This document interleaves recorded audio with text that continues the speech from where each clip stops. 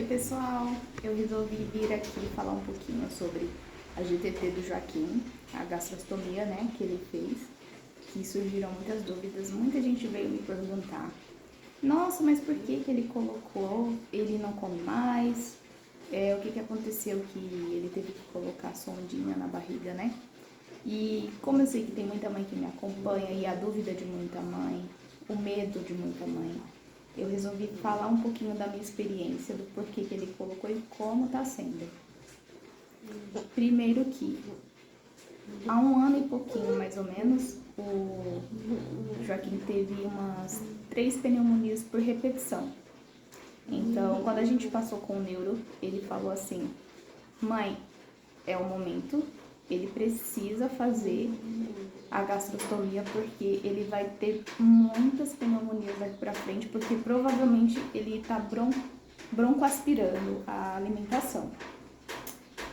E eu sabia que em algum momento ele ia precisar, porém eu não queria que fosse aquele momento. Eu não aceitava porque o Joaquim comia muito bem. Pra mim, ele comia muito bem.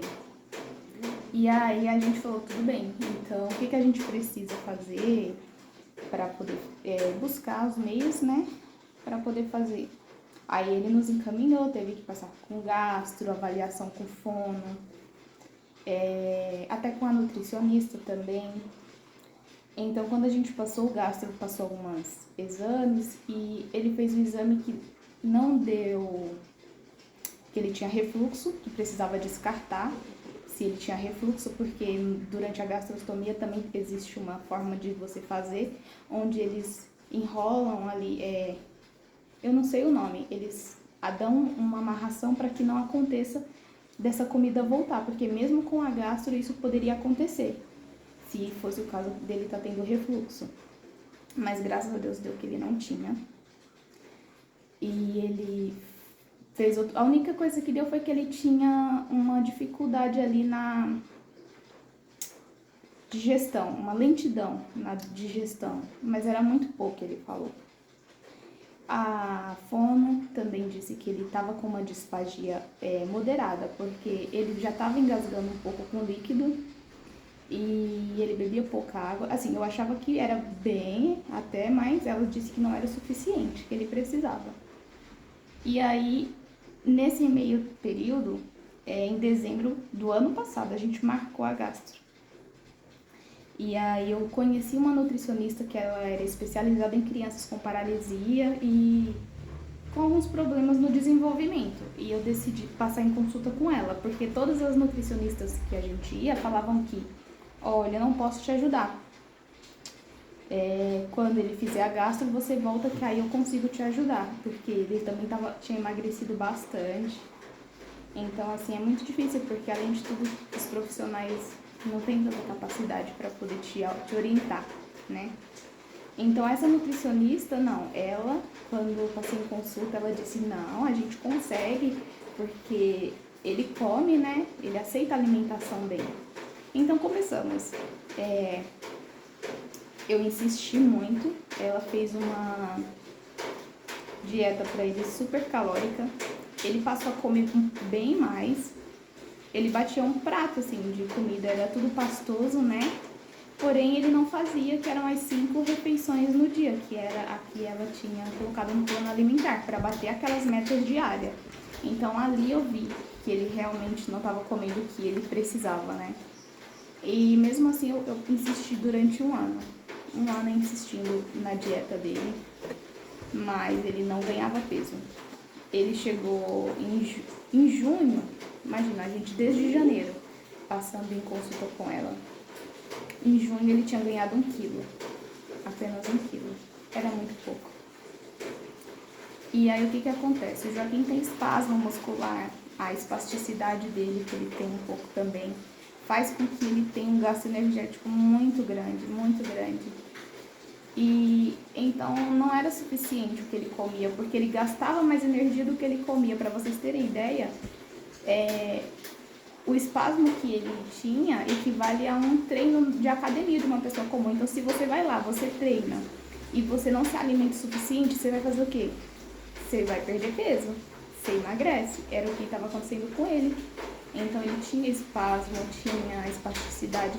Até dormindo ele perdia calorias, energia, assim, sabe? Então eu parei um pouquinho para analisar. E o Joaquim passou a chorar um pouco na hora da refeição, que ele não fazia. Ele chorava muito na hora de comer. Então, o que eu demorava ali para dar uma refeição era 40 minutos, estava durando 1h30. Estava sendo muito difícil para ele e para mim, porque só eu dou a comida dele, ninguém dava comida para ele, porque com medo dele engasgar, né? Água principalmente, não tinha como, ninguém queria dar. Então, eu conversei com o pai dele e falei, olha, não tá dando mais, eu não tô conseguindo. Tá muito difícil pra mim, porque assim, ver ele chorando, porque ele queria comer. Ele tinha vontade de comer, mas por algum motivo ali ele não conseguia. Então a gente voltou atrás, resolvi marcar uma consulta com o cirurgião novamente, porque a do final do ano passado a gente tinha chegado a marcar, porém eu desmarquei. Que eu acreditava que ele podia conseguir ganhar, aumentar de peso, desenvolver um pouquinho mais. Então, a gente marcou agora em novembro. Quando foi em dezembro a gente conseguiu já fazer, porque já tinha todos os exames, como tinham sido, tudo já ele já tinha passado com ele, então ele já conhecia o caso. Ele só pediu mais alguns exames de sangue para complementar. E a gente resolveu fazer. E estamos hoje, 20 dias de gastro. E sim, foi a melhor opção. O que me perguntaram, mas ele não come mais pela boca? Não, ele come sim. Eu faço todo o estímulo oral antes de passar. Por exemplo, ele tá com a dietinha dele aqui agora. Tô passando aqui, ó, a dietinha dele na barriguinha. Mas antes da dieta, eu falo pra ele, vamos comer? Você quer tomar café? Você quer papar? Ele entende, ele sabe que é hora dele comer. Então eu venho aqui com o leitinho dele. Às vezes eu faço uma papinha antes de passar a dieta. Eu faço toda a papinha, dou na boquinha dele.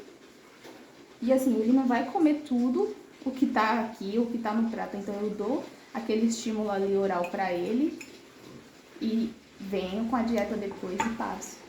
Então eu sei que hoje sim, hoje ele tá alimentado. Hoje ele tá nutrido porque a fórmula tem tudo que ele precisa. E eu sabia que em algum momento ele ia precisar, eu sempre tive consciência. Mas era como se eu não tivesse feito tudo o que eu podia para que ele continuasse se alimentando via oral, porque eu achava muito cedo. Porque eu achava que ele aceitava bastante comida, né? Mas eu fiz o que eu pude, né? Eu acredito que a gente tenta ao máximo dar o nosso melhor. E a hora da refeição eu acho que é uma hora tão sagrada, é algo tão prazeroso. E já não estava sendo prazeroso para ele. Então eu tinha, né, que dar esse prazer para ele. Tinha que ser um momento bom para ele. Ele tinha que encher a barriguinha dele, que ele não estava enchendo.